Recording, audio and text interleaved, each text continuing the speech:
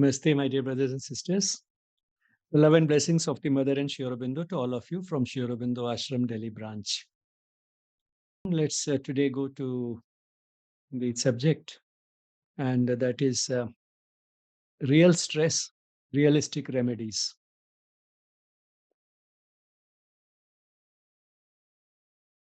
And what I'll do is to start with, just give a very brief introduction before going into some real case histories or stories on how the general principles of stress management can be applied in specific situations. For getting one of the most important tools that we have in stress management, I'll start with an American psychologist, Richard Carlson, who has said that all stress is the result of the gap between the way things are and the way we would like them to be. Seems very simple, but at the same time, it is profound and also covers perhaps all types of stress that one can have. The gap between the way things are and the way I would like them to be. I have this much money, I want this much money. There's a gap between the two, and therefore I'm under stress. I want to be healthy, but I am sick. There's a gap between what I want and what actually exists, and therefore I'm under stress. I want my husband or wife to behave in a certain way, but he or she insists on behaving in just the opposite way. Once again, there's a gap between what I want and what actually exists. The gap between the way things are and the way I would like them to be. And it is this gap that leads to the stress. Now, to fill this gap, theoretically, there are two ways.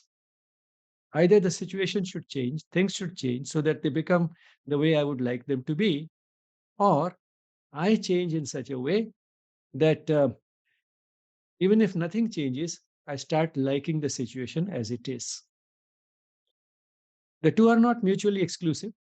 For example, if I have this much money and I want this much, I can work harder and earn more so that instead of this much, now I have this much.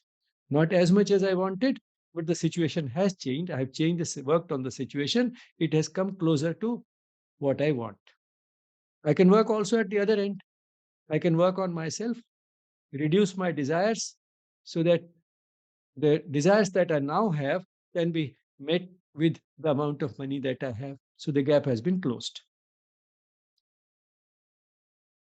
While I mean, this example was easy to understand, we know that in practice, it is very difficult to change situations. I might want to uh, earn more. For that, I'm willing to work hard, but where is the work available? And when it comes to interpersonal relationships, uh, even more difficult because very difficult to change the other person, and therefore the situation remains as it is. We can't do much about the situation. We may want to change the situation by uh, getting rid of the person who is the source of our misery. But then again, that's not very easy. I may not like the boss, but then I can't give up the job. And who knows what the boss will be like in the next job. And when it comes to uh, changing the partner, even more difficult. So, in other words, changing the situation is not always in our own hands. And in fact, most of the time, we can't do much about the situation, which means the best option that we have is to work on ourselves so that even if nothing changes, we can look at the situation differently and start liking it. So the key is looking at the situation differently. Or in other words, trying to see something positive in the situation as it is. For example, suppose a person is worried about retirement. After retirement, the uh, position will go, nobody will bother about me, the income will come down to half, I'll have nothing to do, I'll get bored, and so on and so forth. Now, we tell the person, well, all that may be true, but then you will have so much time on your hands. You will have time available to do all those things which you have been postponing so far. And then you know the person has something positive to look at in this situation, same situation, and therefore the stress may be gone or at least reduced. Now, this is how we can find quite often something positive in a situation. But then there are situations in which no matter how hard we try, it is impossible to see anything positive. Suppose a young couple has lost a very small baby, their child, their first child, and they are miserable. Now, what is it that can be positive about this situation? It would be cruel, in fact, even to talk about it, to look for something positive. But then that is where spirituality comes to our rescue. Not just as something uh, which will make us feel good, but by taking us to the deepest truths of existence. See, take the example of this young couple. What they can be told is that the child that you had was already at a very high level of spiritual evolution and therefore did not have to spend much time in this difficult world. It made a brief appearance in your family as a guest to give those finishing touches, those final strokes, which will eliminate the need for this child to go through the cycle of birth and death. And it has accomplished that by being your guest for a few days, by engineering your spiritual growth. So that is the karma that that little baby did in this life. And by disappearing from your life, by going away where it came from to a much happier and better place, it has given you an opportunity for spiritual growth because it is in this type of a helpless situation that you are so inclined to turn to a higher power, turn to a higher force. And it is that new direction which this child has given to your life in such a short period, something that you have been able to reach in such a short period, which is normally not possible in several decades of ordinary so called normal life. It is that what the baby has done for you and gone because that is all that it needed to do in this life. And you have been, in a way, fortunate to have such a child as a guest for a brief period in your home. Now, this gives an entirely new perspective to the parents. And now, instead of being miserable, they are grateful for the brief experience that they had. They are grateful to the baby. They're happy for the baby because the baby has gone to a place which is much better and happier than this world would have been in the several decades that this baby could have otherwise lived. And now they can give a new direction to their life, become more loving, caring, sharing, change as human beings. That doesn't mean that the spiritual approach excludes the logical approach. Earlier, we were talking in terms of reason, finding a reason for seeing something positive in the situation. The spiritual worldview does not exclude logic, but it goes beyond logic. It doesn't exclude logic because the capacity to reason has also been given to us by the divine. And therefore, that is not outside the purview of spiritual life. And therefore, one can use logic, but also go beyond logic. In other words, when we adopt the spiritual approach to stressful situations, we find that there is no limitation to positive thinking. There's no limit to seeing something positive in the situation as it is. So even when logic fails, we find that if we add to this logic the spiritual element, it never fails. So we get in that way a very potent and infallible prescription for lasting mental peace, which can work under all situations without any exception. And that's how this approach expands the tools available to a counselor. Counselors, call it cognitive therapy or the process of cognitive restructuring. That is, restructure the way the person looks at a situation. And by looking at it in a more positive way, the person finds that the stress levels go down. Here we find that even in situations where it is impossible to see anything positive in a logical manner, there's always something positive that you have from the spiritual point of view. So even when there is nothing else that seems to be positive in a situation, there's always at least one thing positive about it, and that is it is an opportunity for spiritual growth. That applies even to situations where, even in terms of logic, one can see something positive. So, this is an element which is a universal element which applies to all stressful situations. In fact, it applies not only to stressful situations and so called misfortune, it also applies to good fortune. Everything in life is an opportunity for spiritual growth. And although we could grow through good fortune as well as misfortune, the sad fact is most of us grow more through misfortune than through good fortune. And therefore, we do need some stressful situations, some difficulties, some apparently insurmountable problems in life, some traumatic events which provide that necessary nudge for us to restructure our life, to redirect our life.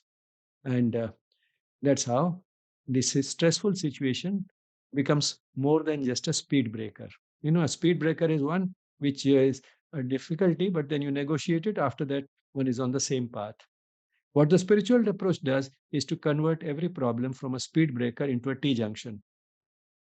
At the T junction, one has to make a choice to turn left or to turn right. So we take a pause because of this difficulty, difficulty in about making up our mind which way to go. And then the spiritual approach guides us towards a path which is not the same on which we were earlier. It takes us on a new path which is better than the previous one, which will take us faster towards the goal of life. So that is the spiritual approach to stress. And now what I'll do is any general principles, can be best understood if fitted within the framework of real life situations. So I'll take up a few case histories to illustrate this. Let me start with a woman around 45 who was very articulate, highly educated lady, an MBA. When she got married, she had a good job. Her husband was also an MBA and had a good job, and everything seemed fine till she became pregnant and got her first child. It is then that she said she realized that the life of a man is not the same as that of a woman. This is something that she had never thought of earlier because she had brothers and her parents never distinguished between her and her brothers. They treated them the same way, sent them to the same schools, they went through similar education, and therefore she had never understood the difference between a boy and a girl. And now that she found that she's the one who had the child, she was faced with a dilemma. The child needed care. Her in laws were too old to take care of the child. In any case, she might not have approved of the parenting style of the in laws. And therefore, she said that apparently choice was either I give up the job and take care of the baby, or my husband gives up the job, I continue with the job, and my husband looks after the baby. She said, although I had never understood the difference between a man and a woman, now somewhere deep within it was ingrained this thing in me that if one of us has to give up the job, it has to be me. And so she gave up the job.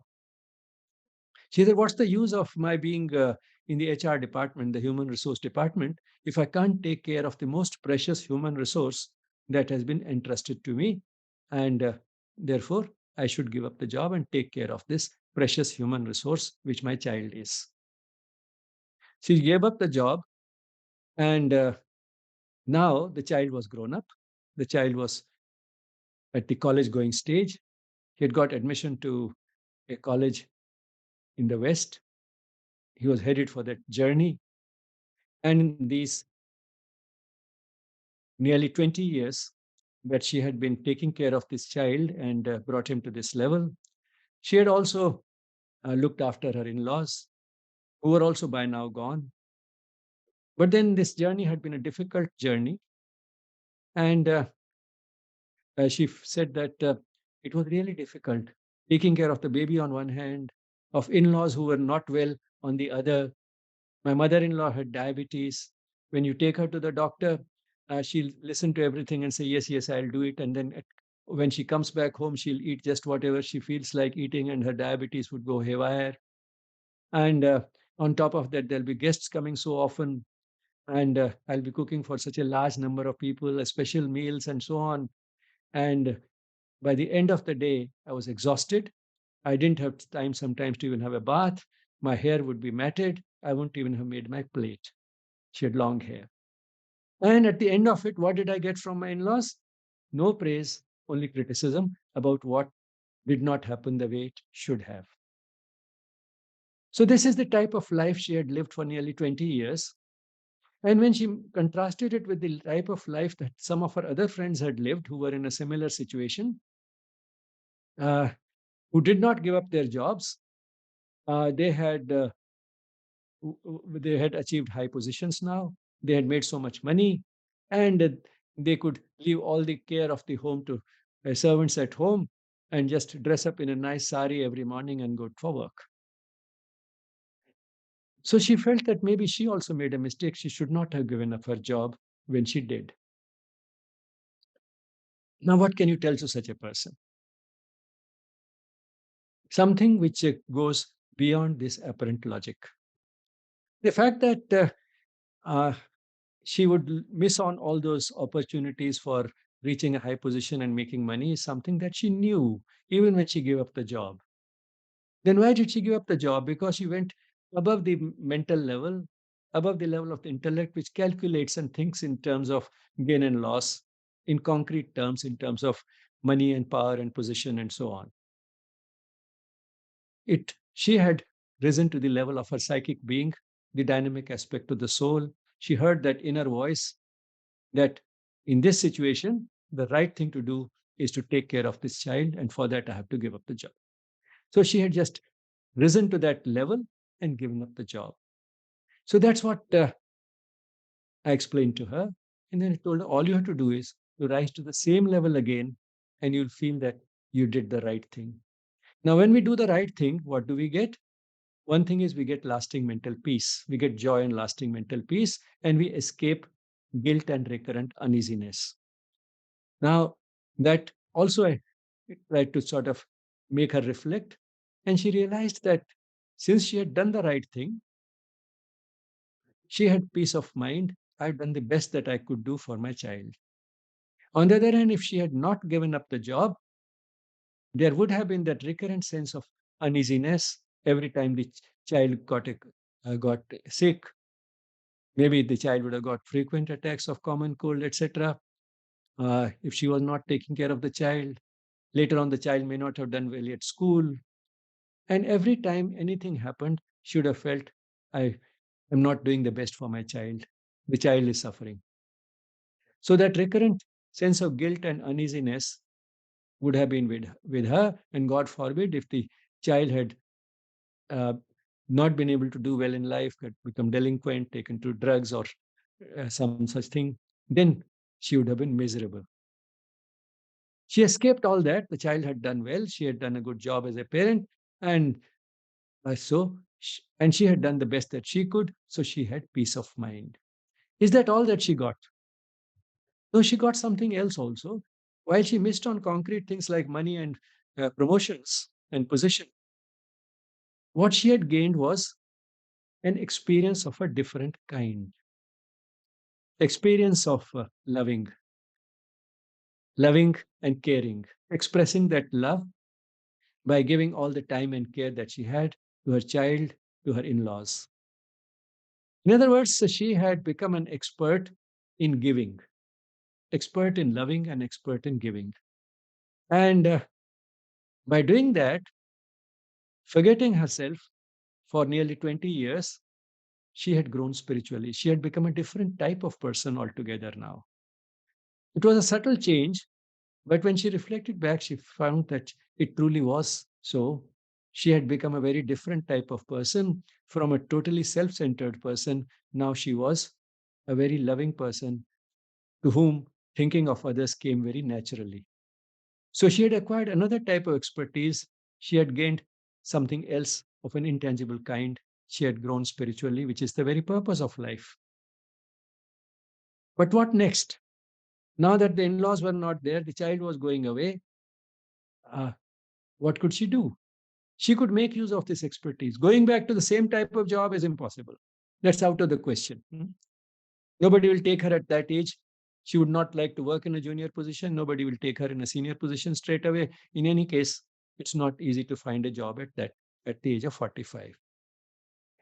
But then what she had gained was far more valuable than what she had lost. But what next? Use the expertise that you have gained over these 20 years for loving somebody else. Love doesn't have to be confined to those to whom we are related by blood or marriage. Just look around and see, is there some type of expertise that you have gained which you can use on those around you?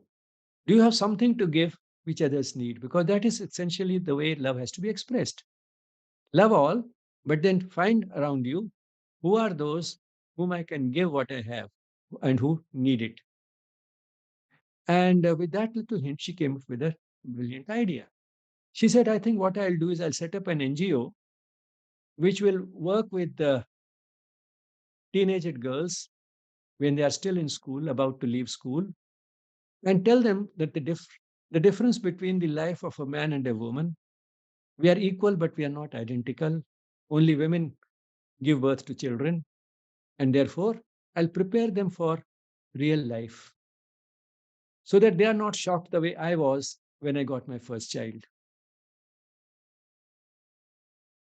Now, here she had an endless work in front of her, which she could go on doing for the rest of her life. And once again, she may not be able to change the world by doing that, but she will continue to grow spiritually. That is the only guarantee we can have in whatever work we do.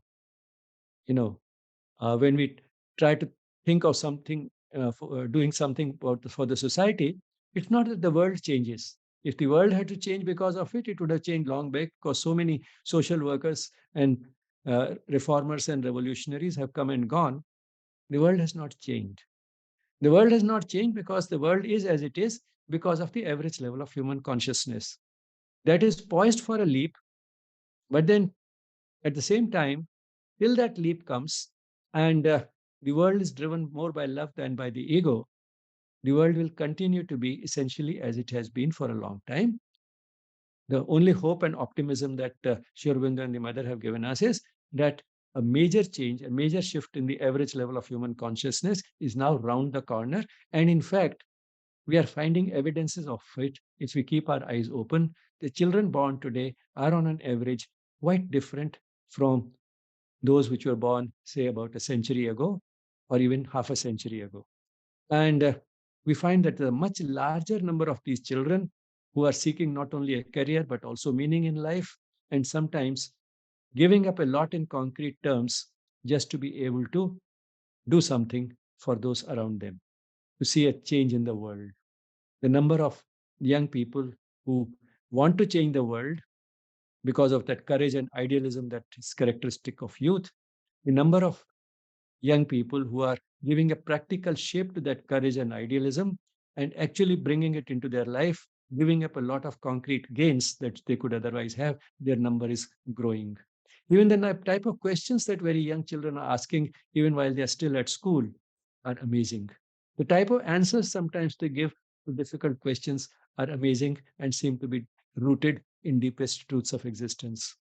So this knowledge, which was which which was rather hidden and that was the norm, is now coming more and more to the surface in very young children. So that is actually happening. But all the same, uh, was just a digression. This lady now had something concrete to do, something which will give a meaning and purpose to her life and will also fulfill the purpose of her life. She'll continue to grow spiritually because showering love and affection on those who are not related to by blood or marriage is far more significant spiritually than doing it for the family, which in any case is something that comes instinctively, comes naturally, and is therefore easy to do. From easy things, we move to difficult things. So, taking care of her child and her in laws was preparation, was training. Now she can go to the next phase and use this expertise on those with whom it is more difficult. So, from easy things, one can move to more difficult things. From a lower class, one can move to a higher class. She had graduated. Now she was ready for going for a PhD.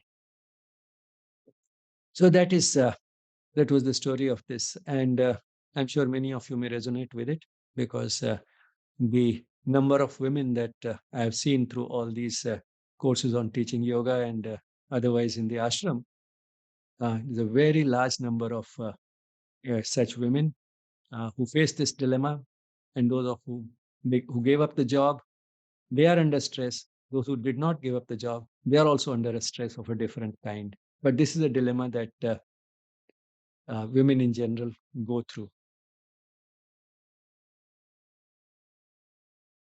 Now, another story of a 65-year-old man who lost his father when he was at almost the school leaving stage. 16, 17 years of age, the father was gone, and he was left with a younger brother and his mother. Being the older son, and also not the father not having left behind too much for them to just live without any care, he felt it was his responsibility to take care of the family. So he decided not to go to college. Immediately after finishing school, he took up a clerical job and started supporting the family. He supported his brother's education. As a result, his brother could go to college, study much more than this elder brother had done, and got married and had children by now. The elder brother's family had not been able to live with the rest of the family. Somehow the joint family didn't work. So this man, who was now 65, had been living with his mother, and he never got married. He didn't get married partly because he wanted to make sure that his mother is taken good care of. Maybe his wife will not, after his wife comes, that may become difficult. And also, he said that sometimes I liked a girl, my mother didn't like her. The girl that my mother found for me, I didn't like, and somehow time passed. I never got married. He also given up some other opportunities that came his way while he was in the job. He had an opportunity for going abroad to make more money. He rejected that again because he thought his mother will get neglected. So he was very attached to his mother and found fulfillment in taking care of his mother all these years. But when he came to me at age 65, his mother had passed away a few years ago, and now he was shattered. He was left alone. The brother for whom he had done all that, he said, is not grateful. And through all these years, he had also been inclined towards spirituality. But again, he said, in that area, I turned to so many paths, but really didn't stick to any. And therefore, I don't even have a clear spiritual path available to me. And I feel as if I've just wasted my life. So once again, regrets about the past, regret about something that he did as a young boy around 20 years of age. Now, once again, the same thing. The decision that he took at that stage was keeping his own needs, which were not so important, behind and taking care of the needs of his brother and his mother, which were far more important, ahead of his own needs. And therefore, he made this choice of taking up a job at a very young age. And it was again the same type of things that made him uh, stay unmarried, reject opportunities for going abroad. So it was this that had made him do it. And whenever we put somebody else's need ahead of our own, because that other person's needs seems more important, we are taking this, making this choice from the highest level of consciousness, from the level of the soul, from the level of the psychic being. Because at that level, the separation disappears. The person does not look at whose need is what, the person looks at which need is more important, which means that the division between my need versus somebody else's need, me versus all the rest, that division, the separativeness, the feeling of being separate, which emerges from the ego, that disappears. So it weakens and breaks down that ego barrier between us and somebody else whose needs seem more important to us than our own need. So we attend to that need. So this decision had come from a very high level of consciousness, and all he had to do was to once again rise to that same level, and he'd find that there are no regrets. He had done the right thing. And again, as a result, he had just got plenty of joy. He had got lasting mental peace. In contrast with the sense of guilt that he would have had if he had somehow insisted on going on studying further, no matter how the family manages, neglecting the family and insisted that I must build my career. Now, if he had done such a thing, he would have felt guilty and uneasy again and again whenever there would have been difficulties in the family. So he had escaped that sense of guilt and recurrent uneasiness. In contrast, he had got that joy and lasting mental peace. But then there is a tendency to slide down, and that is what had happened to him. He had uh, gone down to the mental level again, to the level of the intellect, which calculates. And he was thinking in terms of what all he had lost all these years, and then feeling further bad that the younger brother is not even grateful enough. And now, what is it left for me? What do I have to live for? Now, once again, firstly, the choice that he had made was right, came from the highest level. If he rises to the same level, he'll find that the choice was correct. But then, what about his brother? That is the way of the world. If the love was genuine, if the love for the brother was genuine, I'm sure at that stage it was given unconditionally without expecting anything in return. So once again, one has to rise to that highest rung of love, which enjoys the process of loving itself for the sake of loving, which enjoys giving for the sake of giving, does not expect anything in return.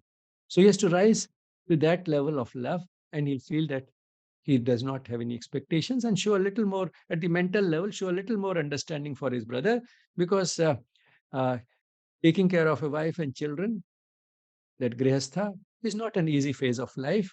He has his own life to live, and if he takes good care of that responsibility that he now has because of his own family, maybe he'll, even if he doesn't want to, doesn't intend to be, he will appear sometimes as if he's ungrateful and is not caring sufficiently for his brother. So show that bit of understanding, given the benefit of doubt. Maybe his situation in life makes it difficult for him to do more than he's doing. So that is the way of the world. So expect nothing and show a better understanding, take a more charitable view of the other person, which again is possible from the spiritual angle because everybody is a manifestation of the divine. His brother, who seems to be ungrateful, is also a manifestation of the divine. He may be an imperfect manifestation, but then so we are. So is the person who is looking at him. He's also an imperfect manifestation. It's just a degree of imperfection or the kind of imperfection that is different. But otherwise, we are all imperfect manifestations of the divine. We are far away from manifesting the divinity within fully or even in a substantial manner. We are far away from that. So that helps us in taking a more charitable view of the situation. But then now what?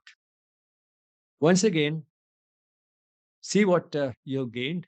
You gained this expertise in loving and giving. Look around and see if there is somebody for whom you can do the same, even if that person or those people are not related to you by blood or marriage. And again, he found a solution. The maid who used to work at his home, he decided that I will start taking more interest in her life, find out more about her children, start teaching her children, see that they get well educated. Maybe I can start teaching some other friends of theirs, some other people in a similar situation, start teaching a group of children at home. That gave him a new direction, something that he could still do.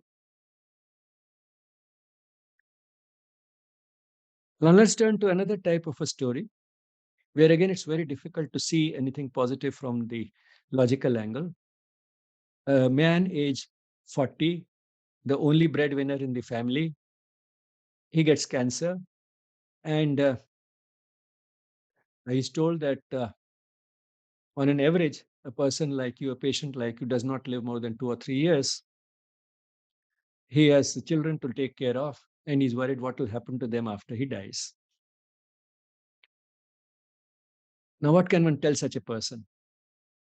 What one can tell such a person is a few things. Firstly, that what he thinks is his responsibility, that is taking care of his family, is a responsibility that has been given to him. It's a responsibility that has been given to him by the divine. And if the divine wants that he should continue to shoulder that responsibility, he could live much longer than these 2 or 3 years, which an average patient does. An individual is not a piece of statistics. Every individual is different. And he could defy these statistics, prove one of those exceptions which overcome even cancer. So if the divine wants him to continue shouldering that responsibility, he could live much longer than he thinks, than what the doctors think.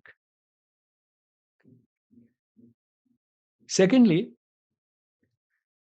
since this responsibility has been given to him by the divine, if the divine does not want him to continue shouldering this responsibility for too long, the divine has no scarcity of instruments. Instruments will be found. And if one looks around, one finds that children who lose a parent early in life don't necessarily do badly in life, because that in itself engineers certain things, becomes a trigger for certain things which help the children as well as the other parent. And what I'm hinting at is that going through this type of a difficult phase leads to the spiritual growth of not only the patient himself, but also of the caregivers, including the children. The children mature much faster, and they start looking at life quite differently. They also become, whether we call it by that name or not, become more spiritually inclined at a very young age as a result of it. So the degree of spiritual growth that the patient and the caregivers can have, and sometimes even other caregivers like doctors and nurses taking care of such patients, the amount of spiritual growth that all these caregivers can have in a few years is far more than is possible in several decades of the so-called ordinary and normal life. So what does the patient have to do in such a situation? Firstly, surrender to the divine. If the divine wants me to shoulder this responsibility, he'll keep me alive. If not, he'll find the instruments.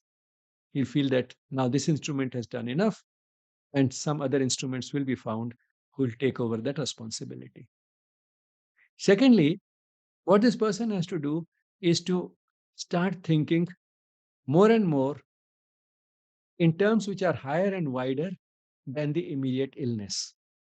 Doesn't have to get obsessed with the illness, but instead of looking upon it only as an advance notice. One day all of us has to go. I have a few years notice now. Probably I will go. And even if I don't, so what I can do is whatever is the remainder of life, short or long, let me use it in the best way. What is the best way to use it? To become a better person. So the person starts becoming more loving and caring than before. The person, uh, if he has hurt somebody, he remembers it and then is quick to apologize to that person. Before I die, let me mend fences.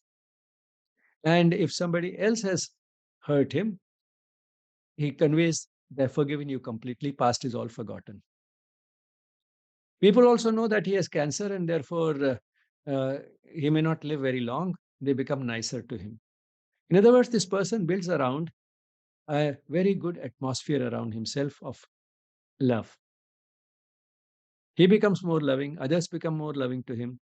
He spreads sort of this fragrance of love all around him. He radiates it. And thereby, he ends up being a source of spiritual growth for so many around him. Because spiritual growth is essentially about love and expressing it. And he grows, those whom he knows grow through it. The atmosphere created is much better. And particularly his family grow through it.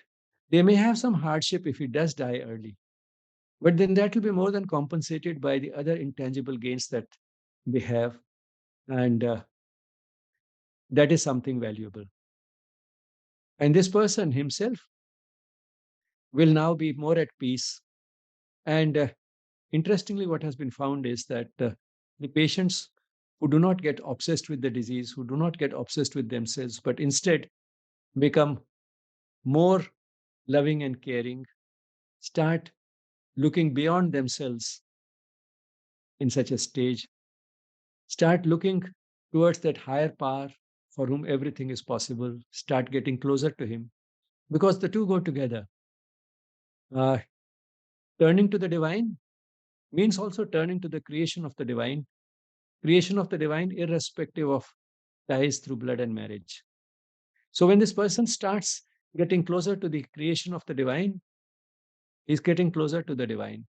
And as he gets closer to the divine, he finds it easier to love the creation of the divine. The two go together. So, in other words, this person is changing, he's becoming different, he's becoming better, he's fulfilling the purpose of his life and enabling many others also to fulfill the purpose of their lives without sermonizing, without saying anything. Silently, he's helping so many. Interestingly, these are the patients who also end up overcoming cancer. And these are the patients whom Bernie Siegel, the famous cancer surgeon, calls exceptional patients. Exceptional because they defy all statistics, they prove the doctors wrong. And therefore, one of the important things, I'll be brief here, otherwise, this could go on. Uh, the, therefore, a good doctor never gives this type of statistics that an average person lives for 2 years. Does it mean that the doctor conceals the truth? No, he doesn't conceal the truth because what he's saying, in fact, is also not the whole truth. It is true that an average person lives for 2 years, but then average is made up of a large number of people. This average is made up of patients who died within 6 months of getting the disease, and this average also consists of people, is made up of people who lived for 15 or 20 years after getting the disease. The average is 2 years. How does one know that this person will live the average length and is not one of those who live 15, 20 years? So it's not the whole truth when we say that the average patient lives for 2 years. It's a misinterpretation that we tend to feel since an average patient lives for 2 years, this patient will live for 2 years.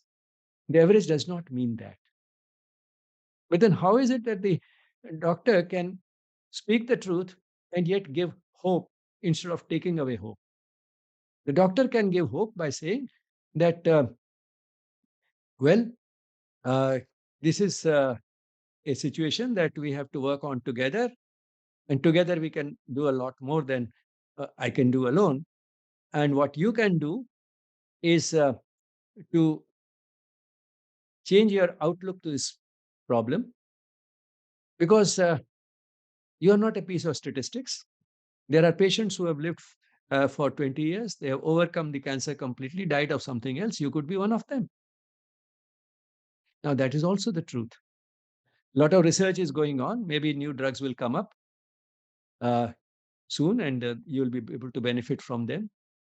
So many things the doctor can say. All those things are true. That's also truth. But that is a truth that gives hope.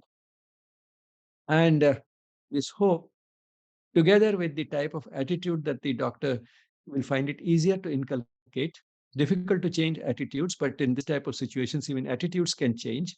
That's what Bernie Siegel found. And he found that people to whom this type of an attitude did not come naturally would also be uh, given a new direction and could take this type of an attitude, although it didn't come to them naturally as a result of uh, proper psychosocial counseling, uh, they could change their attitude and live much longer. So this not only makes the remainder of such patients longer, it also makes the remainder more meaningful.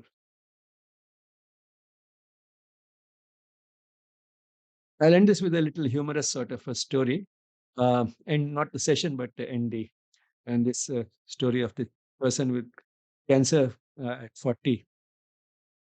When the person thinks that I have this responsibility and who will take care of it, and not realizing that it is a responsibility that has been given by the divine, and ultimately the divine has to take care of the responsibility. He's only an instrument.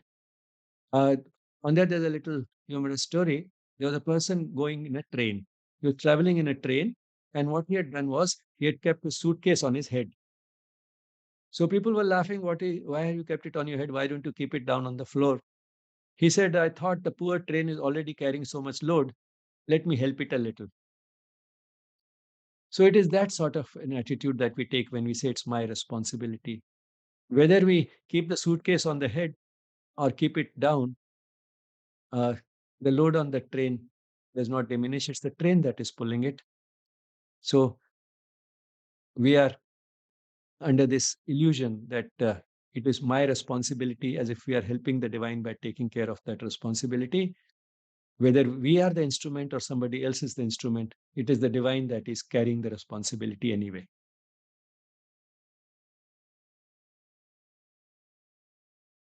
Now we turn to another story of a 65-year-old man, another man around 65, who had been having diarrhea, recurrent diarrhea, for nearly 25 years. He had retired from the Navy, and it was while he was still in job that he got this diarrhea. So I asked him that what happened around that time? How do you think you got it? He said that at that time I had a change in my duties. It involved traveling, and I think I could not get homemade food, and that's how it happened. Told him, well, food can give us diarrhea, but it doesn't give diarrhea for 25 years. Diarrhea resulting from a wrong type of food comes and goes within a few days, doesn't last 25 years. What was the nature of the duties that you had, the new duties that you had? He said, I was put on inspection duty. I had to travel from unit to unit in different parts of the country, inspect the units, and find out any faults if there are any. That was my job. So I told him that might have been quite stressful. He said, yes, it was stressful because if I find a fault and I don't report it, then I'm not doing my job well. And if I report it, then I'm getting my colleagues into trouble because neglecting duty, not doing it properly, can have very harsh consequences in the armed forces. So therefore, I was under a lot of stress. So it was the stress that had given him this. And what did he have? He had an irritable bowel. You know what we call an irritable bowel, which sometimes can be diarrhea predominant. So it had been recurrent, and that's what he had got. But then he had remained on the impression it was because of food, and had taken many antidiarrheals, which would be natural when a person gets the first bout of diarrhea. They had not worked. The diarrhea kept recurring again and again. So then he was investigated in detail, and it was found that he had transposition of the colon, transposition of the large intestine. That is a birth abnormality, which would have been present right since birth. Uh, what should be on the right side was on the left side, and should be on the left side normally was on the right side. So sort of there was some sort of reversal of the sides of the intestines inside. So there was a transposition inside, and when that was detected, uh, the suspicion was that maybe that was what was responsible. So he had undergone surgery to correct that also to the extent possible. I told him, well, look here, you had lived with that transposed intestine for 40 years or so without having any trouble. So if it had to give trouble, it would have given during those 40 years. Why did it have to give trouble after 40 years? Probably this wrong positioning of the intestine inside was really not doing you any harm. But anyway, now that you undergone surgery, fine, that has been corrected. But even that has not corrected the diarrhea. So the cause is somewhere else. It is not in this, not in neither in the food that you ate outside home, nor in the wrong positioning of the intestine inside. Well, that had also been figured out. He had been to psychologists and psychiatrists and received some medication also for his stress, but nothing had really helped. Probably what had happened was that uh, one simple question probably he had not been generally asked, and what was the nature of his duties, whether his duties were themselves giving him that stress. That perhaps had been missed. And he had not sort of been able to get that as the root of the problem. Because what had happened in this case was that the stress had manifested through a physical symptom. That's what we call somatization. That is, the uh, stress had not manifested as stress, but it had converted itself into a physical symptom. And that happens sometimes. And that's what had happened. And now that he understood the issue better, what I told him was, except for the most essential medication that he was taking for other things like, say, high blood pressure, etc., except for that, if he's taking any drugs for beating mental stress, or if he's taking a number of drugs to regulate the motility of the intestine, he can stop all those and just take isabgol, which regulates motility anyway. If it's increased, it decreases the motility. If the motility is slow, it increases the motility. Just take some isabgol and forget about it, and be more sort of relaxed. Now that duty is gone, you're not inspecting anymore. You don't have to be under that inspection stress. You don't have to worry whether to find faults and report them, or find faults but not report them. All that stress is gone. All that belongs to the past. Past is something nobody can change. Live in the present and relax. And this was perhaps the origin of your problem. And now that you have lived with it for so long, and to the extent that even intestines had undergone some structural changes. He had got repeated ultrasounds done. The walls were a little thicker than before. It doesn't matter. Thick walls don't matter. Thick walls can be healthy walls. Those who take high fiber food also get thicker walls, and they are healthier. So don't worry about the thickness of the walls of the intestines. Don't worry about the transposition that you had. Just forget everything and relax. And if necessary, if and when necessary, just take some isabgol. And with that type of assurance, reassurance, and at least one physical thing like isabgol to fall back on if necessary, he improved. So, this is how it can show. Now I'll turn to another person. And why I'm turning to this person immediately after this, you will realize. This was a girl around 30, married 7 years ago. So married at the age of about 23. Now she was about 30. And her presenting symptom was she did a short course on yoga with me, about a 1 week course, which we did for uh, mainly attended by housewives. She did that course, and at the end of it, she asked for individual counseling. So in the course, we talk about all these things in a general way, and in the counseling, then one can show them how to apply those principles to a specific situation. So she asked for this counseling, and her presenting complaint was that if I sit in a closed room, I get suffocated. So I asked her, okay, this room is also closed. Are you getting suffocated? She said no. So then she added one thing more. It happens when I'm at my home, but when I go to my parents' place, I don't get suffocated. So the reason was obvious. So I told her, then tell me a little more about your marriage. She said, if I start talking about my marriage, I'll start crying. So she needed permission to weep. Now, what I did was, it comes to you, you pick up how to handle such a situation. I filled a glass with water and kept in front of her. I told her, doesn't matter, tell me anyway. I mean, even if you cry, doesn't matter, but tell me anyway.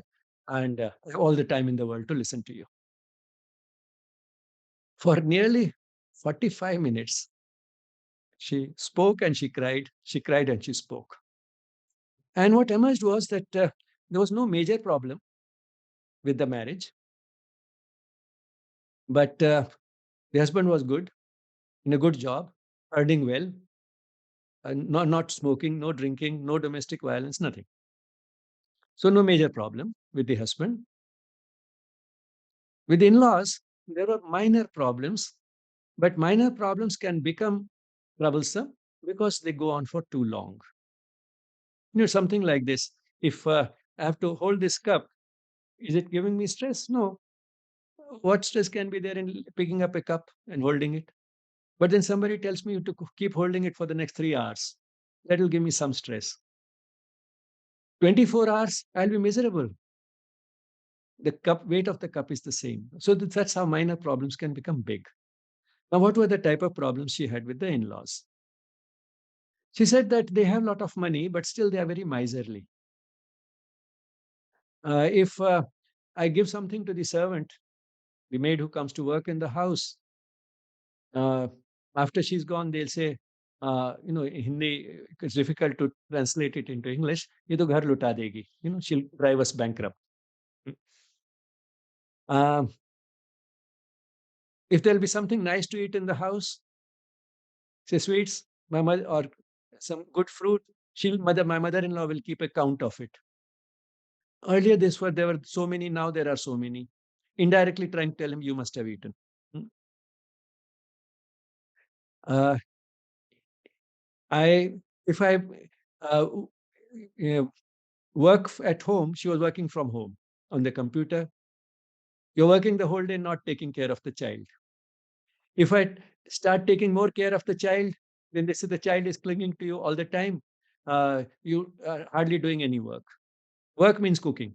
If I cook, then they find faults with my cooking.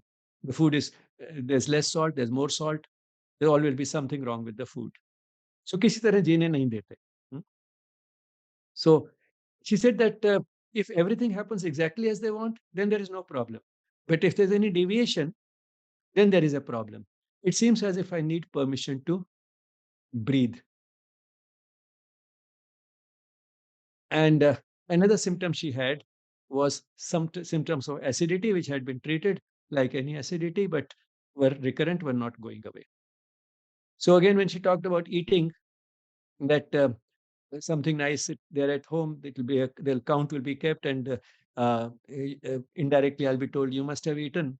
So uh, she's said these two clinging sentences at some intervals. It seems you need permission to breathe. It seems you need permission to eat. So if everything happens as it is, uh, as they want, there's no problem. But if something goes wrong, then there is a problem. Seems you need permission to breathe, permission to eat. Now, these were clinching sentences.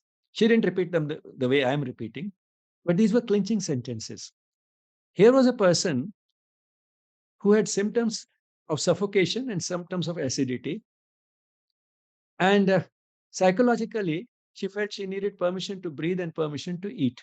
The two went together. So, once again, as in that man who had developed this irritable bowel, this recurrent diarrhea because of the stress he was going through, this girl, because of the stress she was going through, had developed this physical symptoms of suffocation and acidity. So, once again, it was stress which had got converted into physical symptoms. Now, then she brought out another thing that I talked about to my parents. They talked about to my in-laws. For some time, there was a little change. After that, it was back to square one. So I don't want to tell my parents anymore because only they will suffer. They will feel bad. Nothing will change in my family. And if I talk about it to my husband, he returns quite late from work. I tell him about it in bed. He says, well, you have to adjust. My parents can't change at this age. And the result is that I can't tell him also. The only person who observes all this is my child. The child was 3 or 4 year old. So is the child, and he starts taking my side. Then I have to tell him not to speak like that to his grandparents, not to defend me. So, in other words, what had happened was that this girl had started feeling completely all alone. She had nobody whom she could tell her issues. And that is one reason, perhaps, why these psychological symptoms had started manifesting through physical symptoms. She couldn't talk about it to her parents. She couldn't talk about it to her in laws, naturally, and she couldn't talk about it to her husband. And she did not want any defense from her son, 3-year-old son. So she was feeling completely all alone. And that is why, uh, when I asked her in the beginning that if you're not getting suffocated in this room and not getting suffocated at your parents' place, then obviously something with your marriage. So tell me something about your marriage, more about your marriage. Uh, she said, if I start speaking, I'll start crying. She was itching to tell because she had nobody to tell. She was feeling completely lonely, but she just wanted that little permission to tell and cry. And she did that for nearly 45 minutes. Now, what can you tell this type of a person? The result was that not only she was feeling stressed because of what her in-laws were doing, but now she was under stress because her marriage had started suffering. Because she felt that the husband is doing nothing about it. He says you have to adjust. You have to adjust, and my parents can't change at this age. So her marriage had started suffering because she felt the husband is doing nothing about it. And then I asked her a little bit about sex life, because what happens in such a situation is that she tells him that this is what happened during the day, this is what your parents did, and he just sort of brushes it all that half an hour of complaints in 1 minute. You have to adjust, my parents can't change at this age. Then he turns his face this side, she turns her face that side, and the both of them are unable to sleep. But then, and they spend a sleepless night. The next day, they are both irritable. The husband goes to work in a huff, in an irritated mood, and she keeps sulking throughout the day at home, and their marriage suffers. So, a few things that I told her was that, firstly, now here, we have to see that while I mean, we keep talking about everything being an opportunity for spiritual growth, we can sometimes do something also to change the situation.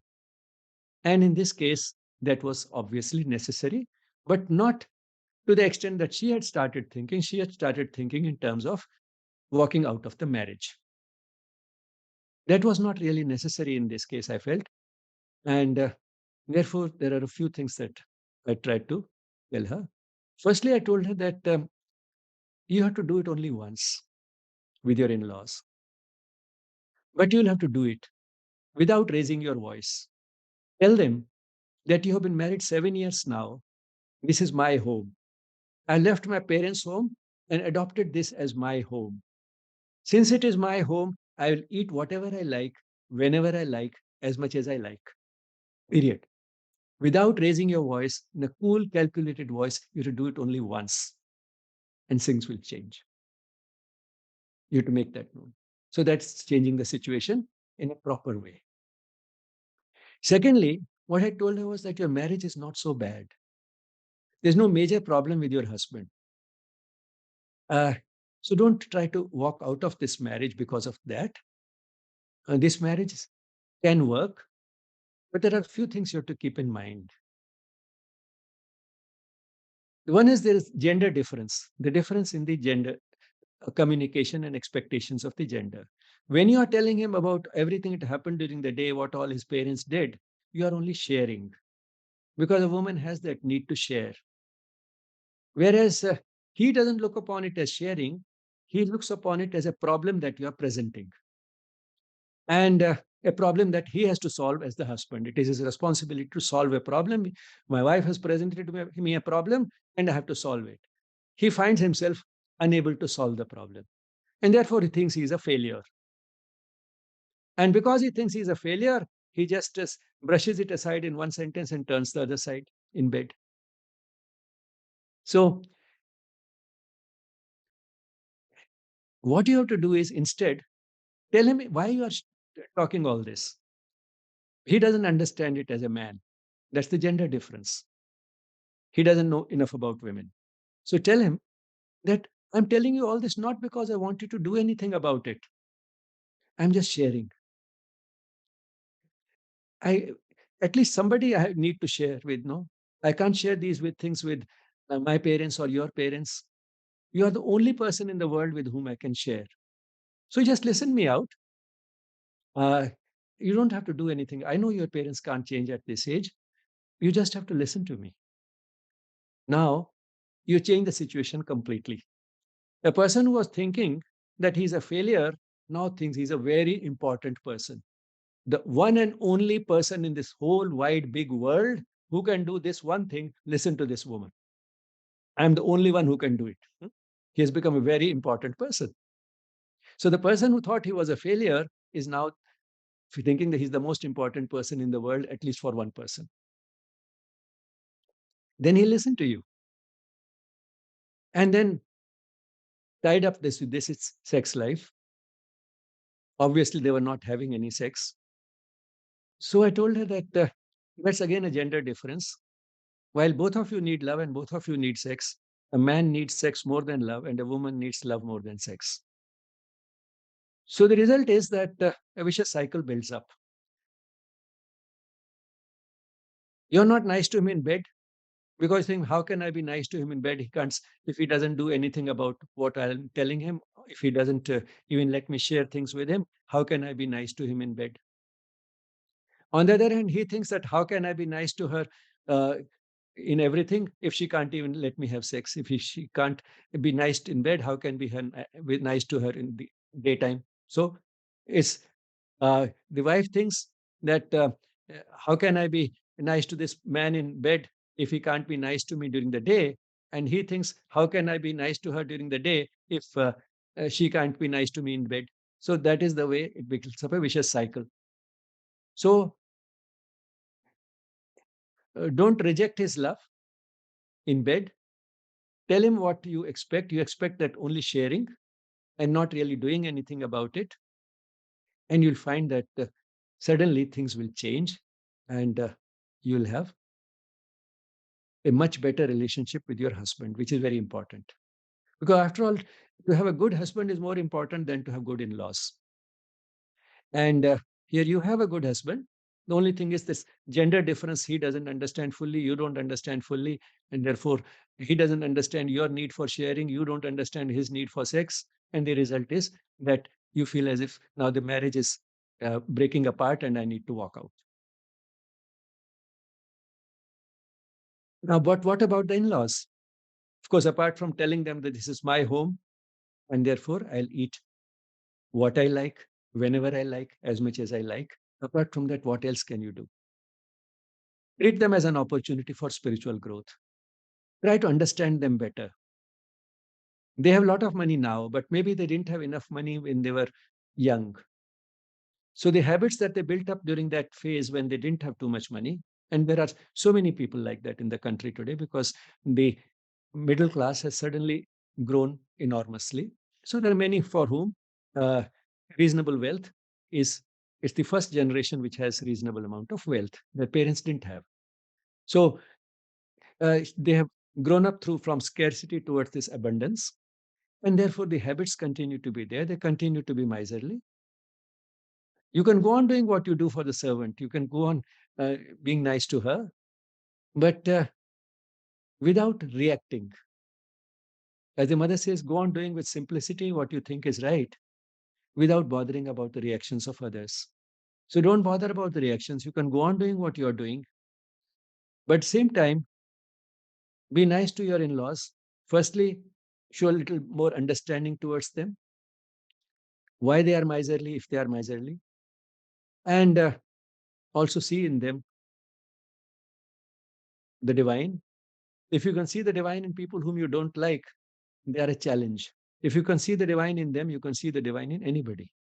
So treat them as that sort of a challenge, an opportunity to see the divine in everybody. And that's how you'll be able to grow spiritually. So love them, although you may not like them. It's again very important that one can love all, one doesn't have to like all, one doesn't have to agree with everybody, but still one can love everybody because everybody is a manifestation of the divine. So that is the type of some of the shifts that I suggested, both shifts in terms of how she could change the situation, and also a shift in terms of uh, how she can look at the situation from the spiritual angle, look at it as an opportunity for spiritual growth without depending upon anybody, without depending upon necessarily her parents. They didn't have to step into the picture. She could do it on her own. She had 2 sessions with me and never came back after that. So after about a year, I called, uh, find out how things were. Much better. She was quite sad. She had not walked out of the marriage and she was quite happy now. So once again, the psychological distress due to minor problems which had built up because of their chronic nature, problems which had built up because of not understanding the gender difference, and the problem of feeling all alone, not having anybody available with whom she could share things. All this had led to this type of a situation where she was almost ready to walk out of the marriage. And it had manifested as physical symptoms, getting suffocated and having acidity. Now, turning to this gender difference, there was another woman, uh, again, busy husband, going early, coming late, and as a part of his work, quite a bit of entertaining, throwing a party and attending parties. Now, this woman's child had received a note from school that the child was not doing well in school, something to that effect. So one day, this man told her early in the morning, be ready in the evening. We have to go to a party. She was tired of going to these parties, etc. So she told him, you can go alone, I won't go. She said, you are always doing that. You never want to go. I know that always and never, these are dangerous words in marriage, but then we use them so often. You always do that. You never go. So she told him, the child has got this type of a report or this type of a letter from the school, and you want to go for parties. And the husband said, what has the party got to do with the note that the child has got? If the child has got a note from school, you teach him that you pay a little more attention to his studies. Uh, Now, once again, the gender difference. Women can sometimes, bring together two apparently unrelated things. The husband a little more focused and direct and rational. What have the two things got to do with each other? Going to a party and getting this note, the child getting this note from school. Yes, logically, the two have nothing to do with each other. Uh, Not going to the party will not improve the child's academic performance. But at the same time, the woman has mixed it up. The man doesn't understand it. So he went out in a huff. And it was early in the morning, and this woman came for this yoga course later in the day, 10:30. And then after that, she said, I want to talk to you. Okay. She narrated the story. So I told her that, well, look, you spoilt in a way your morning and his morning. Mm. He went in a huff, so he's also uh, not very happy at work, and you have also been sulking the whole morning. Huh? And it's not helping the child either. She had this facility, of leaving her child at her parents' place who lived nearby, so she could go for the party and leave the children with her parents. So I told her, why don't you become the heroine? Huh? Somebody has to take the first step. So you call your husband in his office and tell him that you've changed your mind, you'll go for the party. Hmm? His mood will improve. You'll also feel better, interestingly. You'll also feel better that a burden is off now. His burden is off, your burden is off. He'll have a better day, you'll have a better day. Once you have a better day, then you will be, when the child returns from school, you will be able to work with the child, spend some time teaching the child. And in the evening, go for a party. Go for the party. So You have done something for the child. You also gone to the party. You have improved your day. The rest of the remaining half of the day, you will have a good day. He'll have a good day. Uh, She did that. Not only she was happy, she said, "My husband says this course seems to have done something wonderful to you. Yeah. You have become a different type of person." He didn't expect that within a few hours, he'll get this call, "I'll go for the party." So, once again, the gender difference, you see. This gender difference is again important to understand because men and women look at things differently. A man is more concrete and rational in general, a woman more emotional and therefore sometimes a little mixed up in this. And counselors also find it all the time. When a woman is narrating the things, then very often it's not a very coherent story. She goes here and there, and then you have to keep connecting and sort of keep building the core of the story yourself. But at the same time, women have their beautiful qualities. On the whole, uh, they are more amenable to spiritual growth than men are. They are more amenable to also seeking counseling than men are. Uh,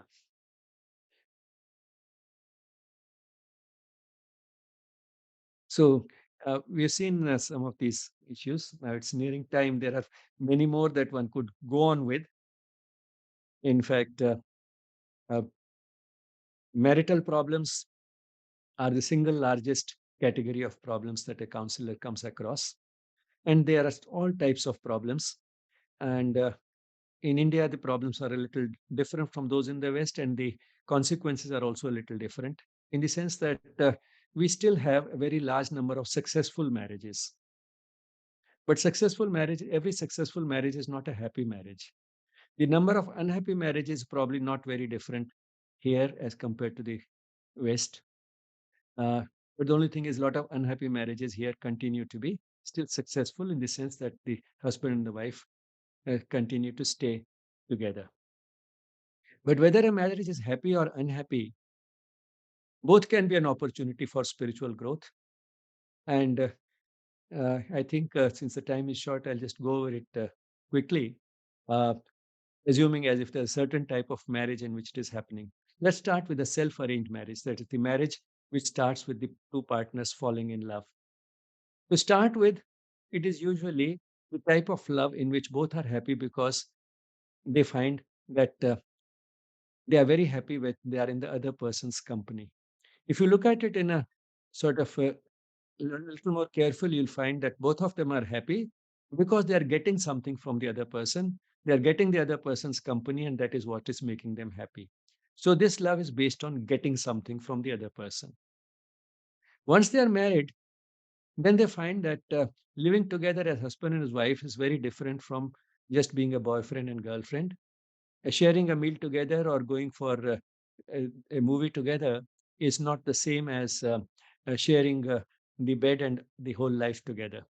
And therefore, the result is that soon after marriage, there are issues which come up, and they start wondering where that love has now disappeared.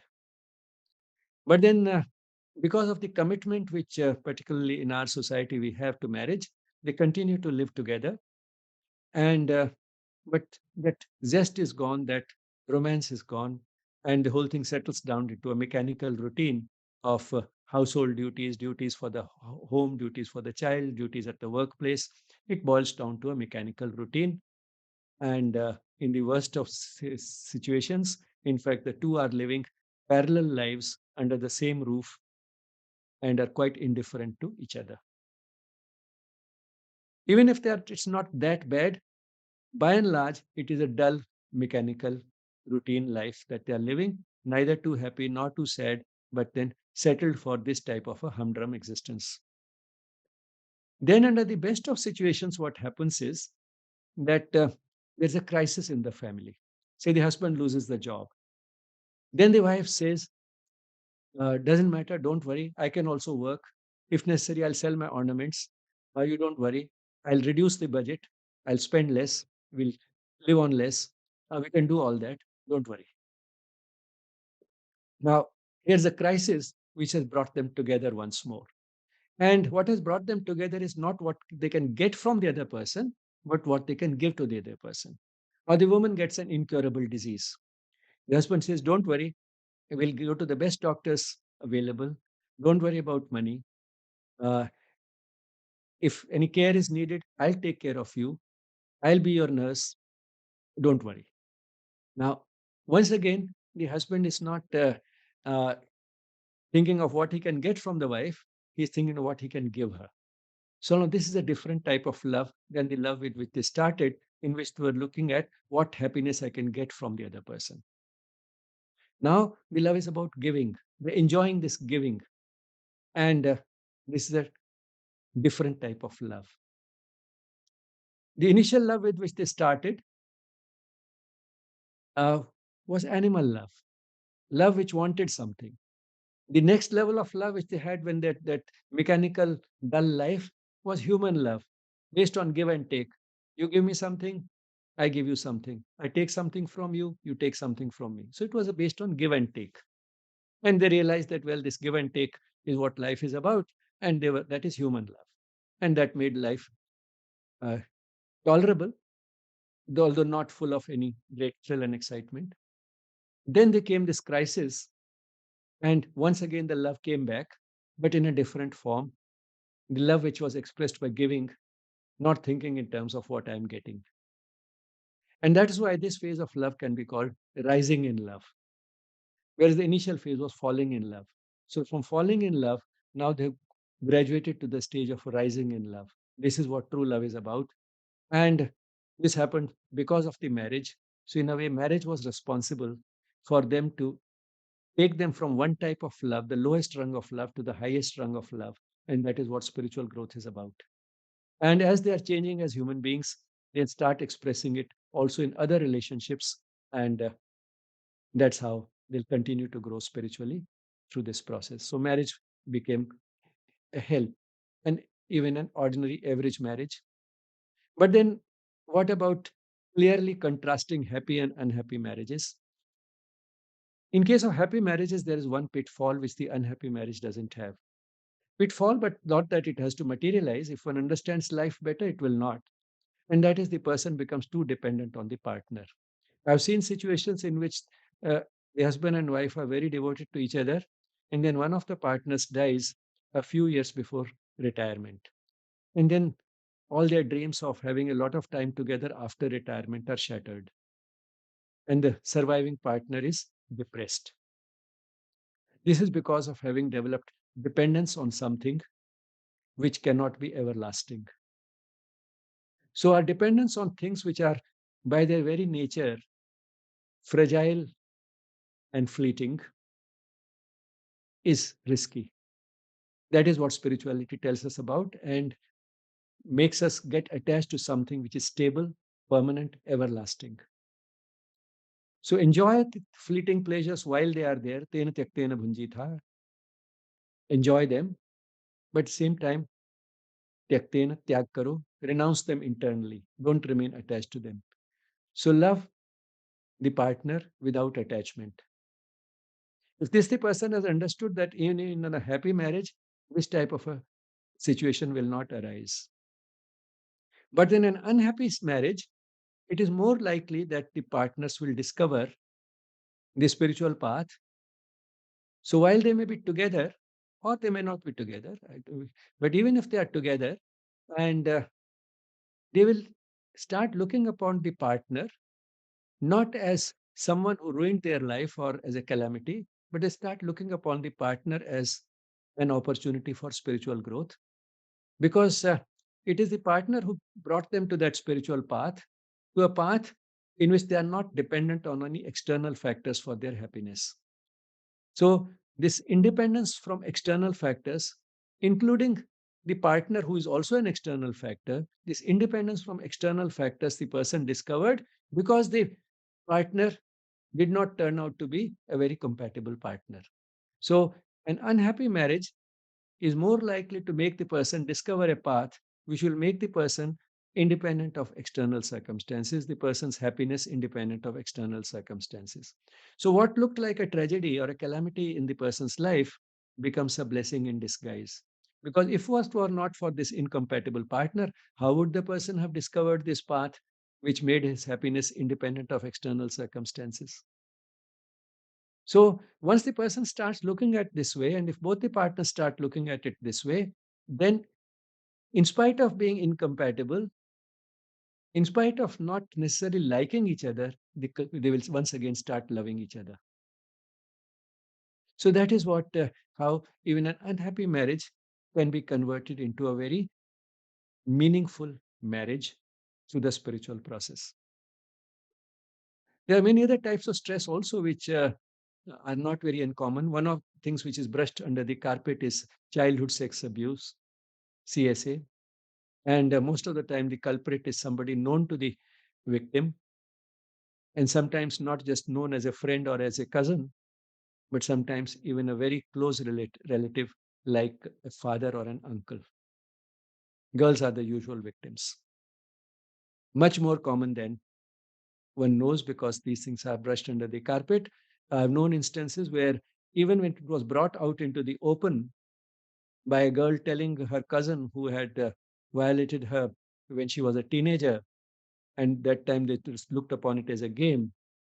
Uh, she writing to that cousin that I will not let, I will not tie Rakhi on you because of what you did. The family ended up defending the boy rather than the girl, that the girl has all cooked it up so that her parents can have a larger share of the property. That is the twist it was given. Now, that is the type of society in which we live, unfortunately. But then things are coming a little more into the open, and that itself is a sign of improvement, a sign of the level of consciousness going up. Because once things are brought out into the open more and more, there's a reaction. And as a result of that reaction, things happen less, partly out of fear, partly because the person's inner being starts waking up. Then there are problems because of the generation gap, which are also increasing. And because we are a transitional society, and therefore the generation gap has widened. The Whether it is the teenage rebellion, or whether it is the career choice, or whether it is relationships and choosing a partner in life, on all these, there's often a conflict between the parents and the children.